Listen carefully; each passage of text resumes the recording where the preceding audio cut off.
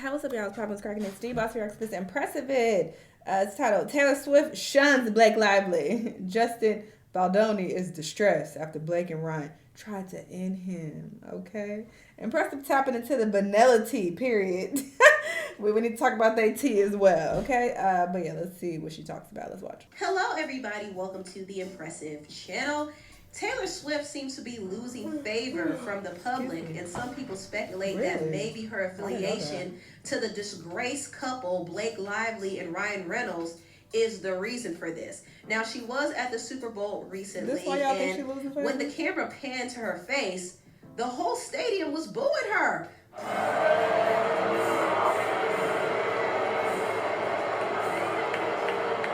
Look at Chocolate Man.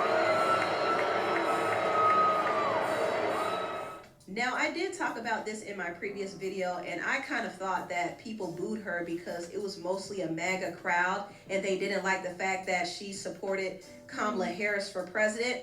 Also, some football fans are... But really, like, how many people actually know about that, to be real? Who's really keeping up with Taylor to see who she endorsed? What was she even at the... Was she at the Kamala rally? I don't fucking know. Tired of the attention that she gets at the games. They're tired of her relationship with Travis. They're tired of the Chiefs. They just don't like the Chiefs or Taylor, it seems. I knew. But another big reason why people aren't feeling Taylor right now is because of her association with Blake Lively. And Taylor right now is trying her best to distance herself. Again, you think those football fans know about this? I don't think they know about this either. I think it was mainly because they were tired of seeing her disgraced friend. Now, for those who don't know the whole backstory about the whole Blake Lively drama, she is currently embroiled in this very nasty legal battle with her co-star and director, Justin Baldoni. Now, Blake and Justin starred in this movie called It Ends With Us, and this whole project was really Justin's baby. He's the one who directed it. He got his production team behind it. He wanted to adapt it from a book to a film because originally It Ends With Us was a book by Colleen Hoover, which centered around romance and domestic violence. And so he played a major role in getting this story to the big screens. Now, when Blake Lively was cast, Justin was excited about it at first because Blake is a big name, and her being a part of this film would actually bring a lot of attention to the movie. However, she became Justin's biggest nightmare.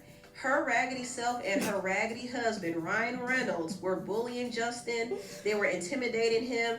They literally took... Listen, her dresses, though, eating. The first one I pointed out that was pretty, and this dress is also really pretty. Control of this whole film. Blake was trying to revise the script. She tried to change the wardrobe, and she blew through like $600,000 on her wardrobe alone. She wanted to edit the movie, which was the job of Justin because he was the director. But she wanted to take over his job. Like, she wanted to get majority of the credit because she wants to feel important. Yeah, when I went into meetings, I would just seem like I'm just there to be the actor and ready to get the gig. I wouldn't reveal that I actually need to have authorship in order to feel fulfilled. So I think that for them, sometimes that might have felt like a rug pull because you're like, you're trying to assert yourself into something that we didn't hire you to do. I knew that they just wanted me to show up and look cute, but I also knew that like that wasn't fulfilling for me, that I wanted to be a part of the storytelling, that I wanted to be a part of the narrative, whether that be in the writing and the costume design and creating the character. So literally Blake admitted that she has to be in control. And unfortunately, Justin caved into a lot of her demands because she kept throwing her weight around. She kept flexing her power. She would run to Sony and make complaints. She would threaten to not finish the movie if she didn't get her way. She would threaten to not even promote the movie if she didn't get her way. She also was using her friendship with Taylor Swift to influence people and to intimidate Justin into doing what she wanted to do. There was a point where she tried to revise the script for the rooftop scene, and she was putting pressure on Justin to agree with the script changes, and he didn't want to switch up the script out of respect for the script writer. But Blake wanted to exert her control over the whole project, and she even was trying to entice Justin to convince him to change the script. She sent him this whole text talking about how flirty and yummy she could be, which is kind of odd that she, as a married woman, would be texting this to a married man. Oh, wait, I don't think I saw that in the other video, spilling the tea on her. I can send you my pass at the roof or just read with you when we get together next week. Let me know what you prefer. Smiley face. If you knew me in person longer, you'd have a sense of how flirty and yummy the ball busting would play. It's my love language. Spicy and playfully bold, never with teeth. Bitch, what? And him serving it back to her is just as important. Serving it back, like throwing it back. I see what you doing, bitch. You don't usually see both the man and the woman with such agency and humor. Anyway, I can act it out for you next week to make sure it comes through. Or I can send now. Let me know what you prefer. XX. Kind of odd that she, as a married woman, would be texting this to a married man. It That was doesn't a bit seem weird. professional. It kind of seems I'm like, throwing it back. she might have been trying to entice him a little bit, but Justin wasn't going for it, and she probably felt the rejection. And this in that text message, he was like, sorry, I was crying my eyes out because my kids and my woman just left. probably why her husband Ryan Reynolds is really mad, but that's besides the point. But Blake was doing all she can to revise the script. One day she had a meeting with Justin, and it so happened that her BFF Taylor Swift walked in, and Taylor praised Blake's version of the script, and Justin felt pressured to go along with Blake's version because Taylor liked it. And you kind of question why Justin wouldn't put his foot down. Well, the truth of the matter is he had to really acquiesce to a lot of Blake's demands because he knew that she would be the draw for the film. And also Taylor had influence as well because she contributed to the soundtrack. So Justin didn't want to step on any toes, but he kind of saw how Blake was trying to take so much control over the project, and she was also using her friendship with Taylor as leverage to basically gain control. And she even referred to Taylor and her husband Ryan Reynolds as her dragons. She compared herself to Khaleesi from Game of Thrones, and she compared Taylor to being one of her dragons and her gorgeous monster. So basically she was saying, Taylor is in my corner, she will fight for me, I could use her to open doors for you. So don't cross me, because if you cross me, you're going to cross Taylor, and basically you're going to ruin your career. But right now, Taylor is very upset with Blake Lively because her name is being mentioned in this lawsuit. And also, she's upset to find out that Blake has been basically using their friendship as a way to manipulate people. It seems like Blake is one of those people who uses relationships and connections as a way to gain favor in situations and also to gain control. And her friendship with Taylor has been one of the most important relationships for her because I believe that she has used Taylor's name to open doors for herself. I believe both her and Ryan Reynolds have been using Taylor's name to gain further access in Hollywood and to also intimidate people into doing what they want them to do. Taylor, however, wants no parts of this, and she is cutting Blake off because she is angry at the fact that Blake used her to intimidate Justin. Ooh. She also didn't like the fact that Blake was calling her dragon. She was like, girl, what? A dragon? No, she was like, girl, what? This woman did not tell you this impressive, but I'm eating it up. Because it just sounds crazy. This is not how it was told to me before in the other videos I reacted to. So listen, I like this version better, whether it's true or not. Dragon? I'm not a dragon, girl. I'm your friend. So I do believe that Taylor might have been blindsided a little bit in this whole situation. I don't think she realized how much Blake was inappropriately leveraging her name and their friendship. She was even surprised to find out that Blake told this young actress that Taylor was the reason why she was casted, and that wasn't true at all. That was a complete lie. Wow. I hear that Taylor may have had some influence in getting she did. Yeah, I know. I don't even know if I'm meant to be saying it, but I'm saying it. Yeah, she was a helpful part of the process of the audition, which I found out later after I got it, and that rocked my world. Taylor's like, what? I think Taylor might have heard about how Blake How you know that wasn't true? Because she's been friends with this woman for a very long time. So she knows Blake. She knows what type of person she is. She knows about her reputation. She knows that she has an attitude. She knows all those things, but she was cool with her because Blake was basically making her look good. But this whole situation with Justin Baldoni now is not making her look good at all. And because shut the fuck up. When people do all of this, they don't know what's going on. Blake is so fake because this is just such a dramatic overreaction. Like, girl, you don't know what's happening. With Justin Baldoni now is not making her look good at all. It just doesn't seem genuine.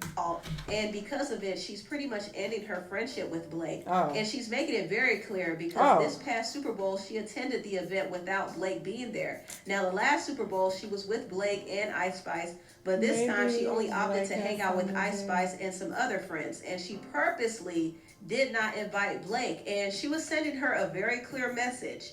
You're no longer allowed to use me. You can't get any perks, any favors from me. You can't use me to bully people in the industry. Ooh. You're done. Oh, no, One thing Taylor is serious about is her reputation. And if she feels like somebody around her is affecting her rep, she's going to get rid of them. Like, she cuts people off with a quickness. And it seems kind of cold and it seems kind of calculating, but this is how Taylor has been able to protect her image and her brand.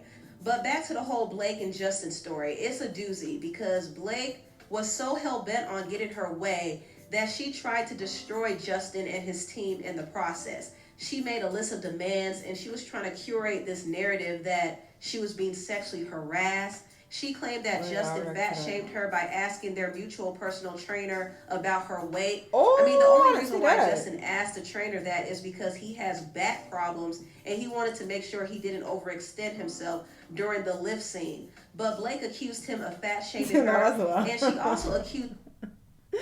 No, that's wild. That's not a good excuse. What is her exact weight?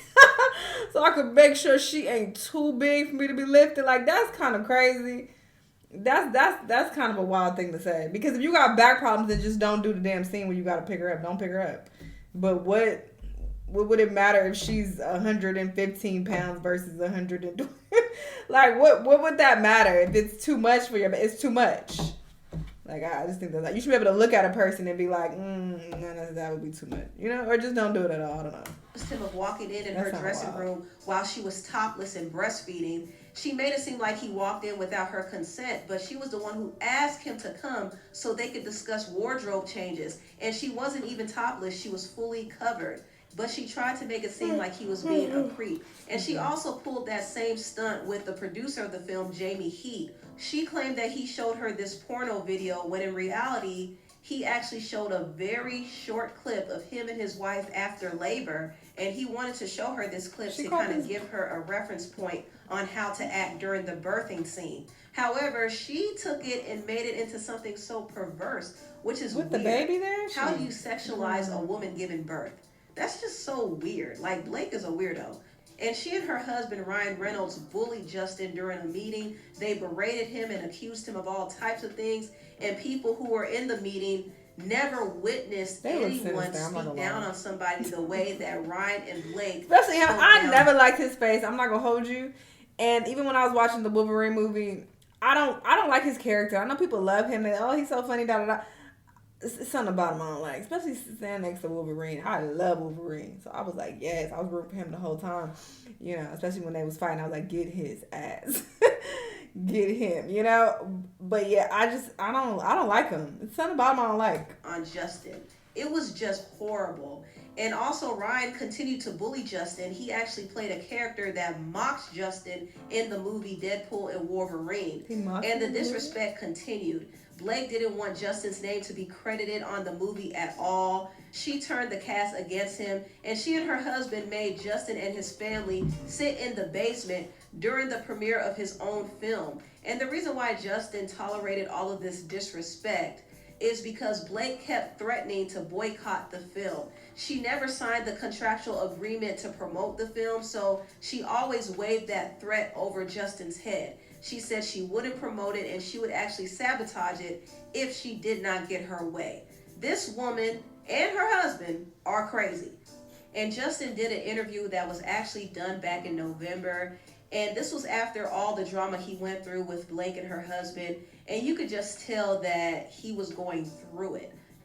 This morning I sent a text message to my best friend Jamie and the president of my company, Tara. And I told them that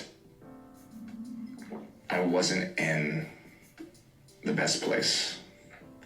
I told them that I was exhausted, that I haven't given myself time to recover or time to heal. I had an intense year, a lot of material success and a lot of emotional stress. It's very hard on me and my family. And I sent this text this morning and I just said, I love you both. I just need you to know I'm not in the best place. I woke up at 4:30 this morning. I'm not feeling great. My heart was racing. I'm noticing that, I'm having some anxiety. And when I check in with myself, I realize that I just haven't given myself the time to heal from this year that I needed. So Justin was just drained. Like, this man looked like he was completely defeated. But Blake did eventually start to get her karma, and it really all started during the press run for It Ends With Us. She was getting all types of bad press for her attitude, and she didn't like that. So you know what she did? She blamed Justin for spearheading a smear campaign against her. She went to the New York Times and posted this whole complaint accusing him and his PR team of smearing her name, and also she accused Justin of being sexually inappropriate with her. She said that he was doing a lot of unwanted touching, which he did fire back and say that he didn't do anything that wasn't specifically said in the script. So he was doing his job, and if you look at the raw footage of one of their scenes together, you don't see where Blake is uncomfortable at all. Like, she looks very, very comfortable. But this complaint that she put out to the New York Times actually triggered this nasty legal battle that she and Justin are going through now. Because Justin did slap the New York Times with a $250 million lawsuit for libel. And he also sued Blake, her husband Ryan, and their publicist Leslie Sloan for $400 million for defamation, extortion, etc. So this has been a very nasty legal battle. Even their teams and their publicists are involved. So it's just really messy. But Justin provided all of the proof exposing Blake's lies. So there's no question on who to believe. It's clear that Blake and her husband Ryan are a piece of work. They're liars, they're manipulators, they're narcissists. They are crazy. And it's good that they're finally getting exposed. But anyway, tell what you all think about... Listen, I read to a couple videos about this, but Empressive did it the best. I'm sorry. she provided the tea and the breakdown that I needed, because the other girls, no shade to T-Spill and those other channels, but I just feel like they wasn't getting to the meat and potatoes like she just did, And then add her extra little sauce. Her and Taylor said, "What? I ain't no dragon." Listen, this is what I needed. She needs to report on the vanilla tea more often. Y'all let me know what y'all think. Let me know what other videos you want to watch, and I'll see y'all in the next one. Bye.